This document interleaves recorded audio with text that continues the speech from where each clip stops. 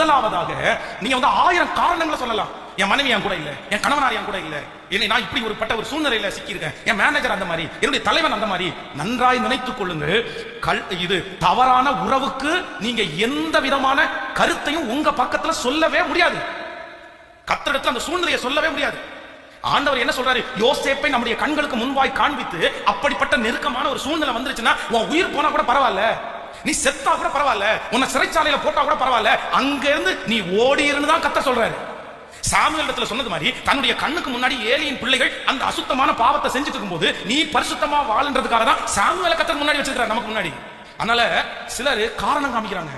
எங்க வாழ்க்கை வாழ்ந்தா தானே தெரியும் உங்களுக்கு, எங்களை மாதிரி தனியா இருந்தா தானே தெரியும், எங்களை மாதிரி ஒரு மேனேஜர் டார்ச்சர் பண்ணா தானே தெரியும், எங்களை மாதிரி ஒரு ஓனர் வந்து கைக்குள்ள இது மாதிரி வச்சிருந்தா தானே எனக்கு தெரியும். நான் நினைக்கிறேன், ஒரு மேனேஜர் இல்லைன்னா கர்த்தர் உங்களுக்காக 1000 வழிகளை திறப்பார். நான் சொல்றது உங்களுக்கு புரியுதா? கவனிக்கிறீங்களா இல்லையா?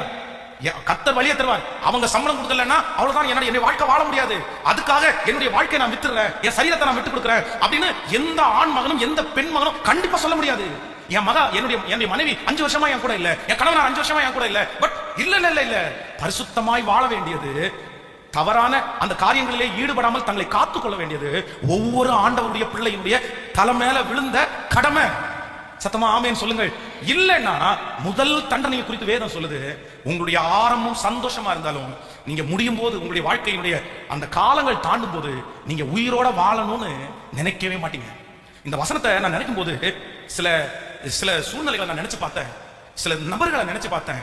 உண்மையிலேயே அந்த தவறான தொடர்புல இருக்கிற நிறைய பேர் வாழணும்னு என்கிட்ட சொல்லவே இல்லைங்க, வாழணும்னு சொல்லவே இல்லைங்க, சாகணும் தாங்க இப்ப சொல்றாங்க. அந்த தொடர்பு அற்று போயிடுச்சு, அந்த நபர் அற்று போயிட்டாங்க.